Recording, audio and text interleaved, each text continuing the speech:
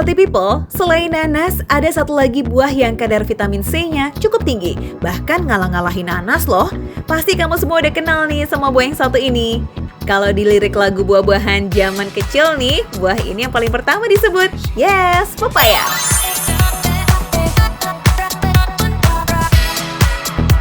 Pada berbagai situs kesehatan, buah pepaya ada di urutan ke-6 daftar buah dan sayur yang mengandung vitamin C paling tinggi setelah jambu, kiwi, paprika, stroberi, dan jeruk. Dalam setiap ukuran satu gelas buah pepaya mengandung 88 mg vitamin C dan ini setara dengan 98% kebutuhan harian vitamin C kita. Tapi nggak seperti nanas, memang nggak banyak ya kita temuin masakan yang menggunakan campuran buah pepaya. Tapi kelebihannya pepaya nih, daunnya bisa disulap loh menjadi berbagai macam hidangan. Tapi nih healthy people, masalahnya kan daun pepaya tuh rasanya pahit ya. Pasti bikin orang pada males deh sama yang namanya daun pepaya. Aku nggak tahu deh kalau rasanya pahit kenapa. Yang pasti dia manfaatnya bagus buat tubuh. Yang setahu aku kalau misalnya sayur-sayuran yang pahit itu sangat baik buat badan. Kayak pete juga kan sebenarnya saya nggak terlalu enak, tapi manfaatnya sangat bagus sih setahu aku. Dan aku juga makan sebenarnya.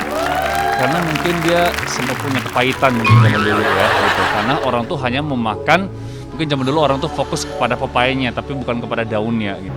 Nggak tahu tuh, tapi aku makan loh daun pepaya, aku makan. Menurut aku enak malah.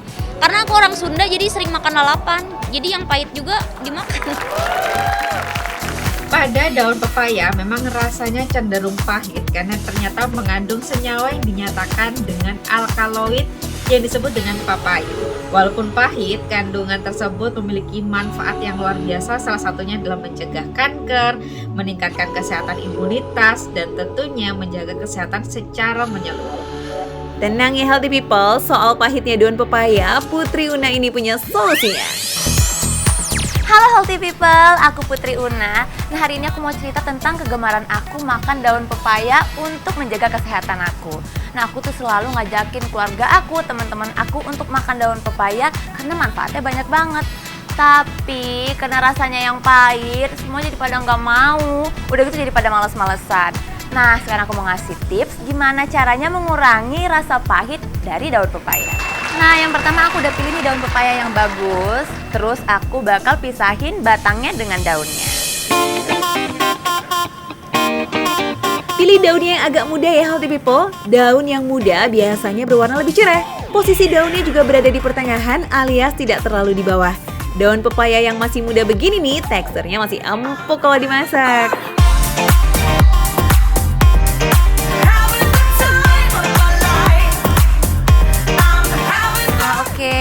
Setelah selesai, tinggal dimasukkan ke dalam rebusan air. Daun pepaya memiliki kandungan zat popin yang tinggi. Ini dia nih zat yang bikin rasanya jadi pahit.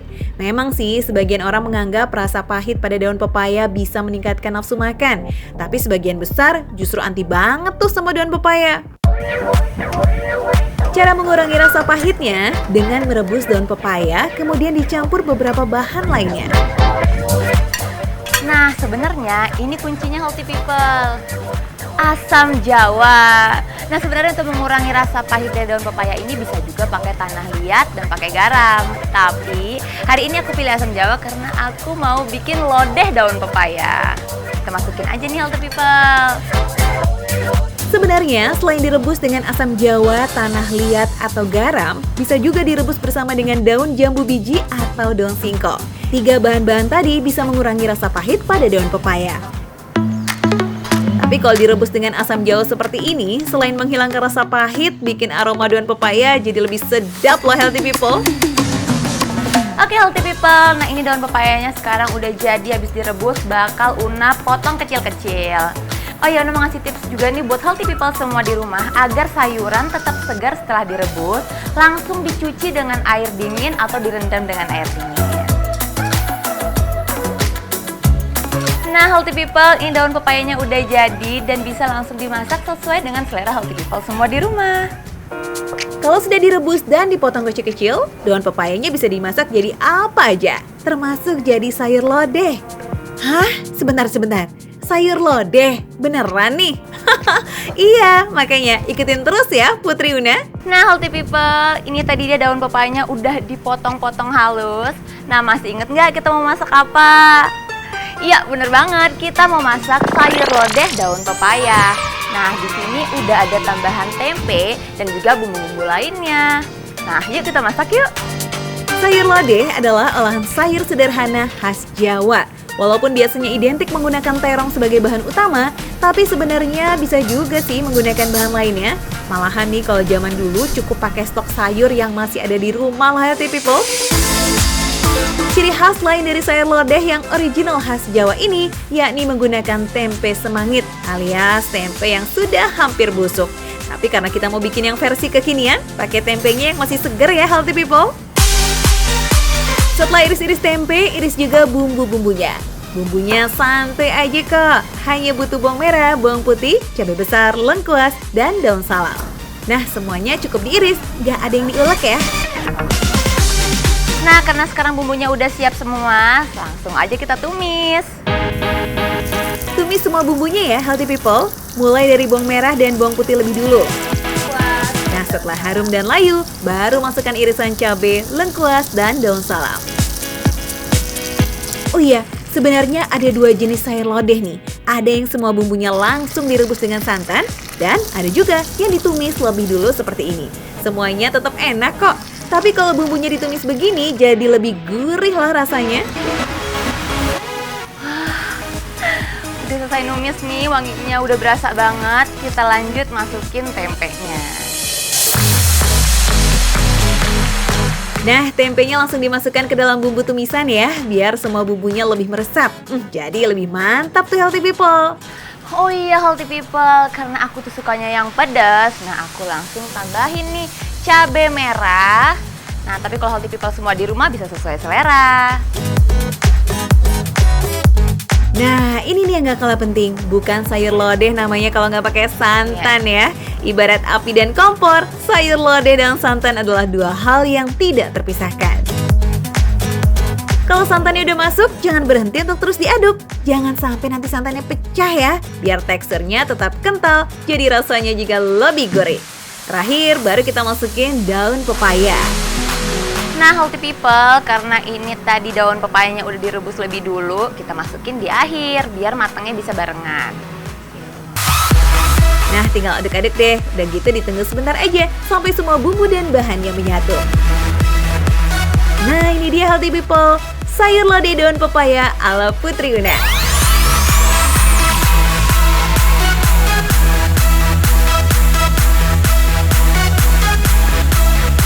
Tampilannya seger banget ya. Nah, kalau soal rasa, biar Una deh yang kasih tahu ke kamu semua. Oke healthy people, ini dia sayur lodeh daun pepayanya udah jadi. Una udah gak sabar banget mau cobain, apalagi ini masih panas. Wah pasti enak banget. Pertama-tama Una mau nyobain si kuahnya dulu ya.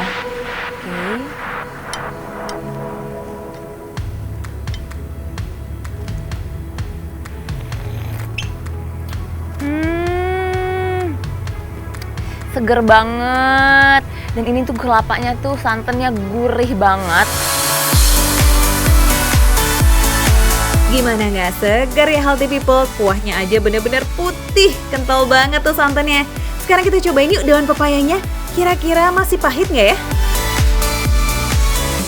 Super, ini mantep banget bumbunya. Dan yang terpenting daun pepayanya udah nggak pahit lagi.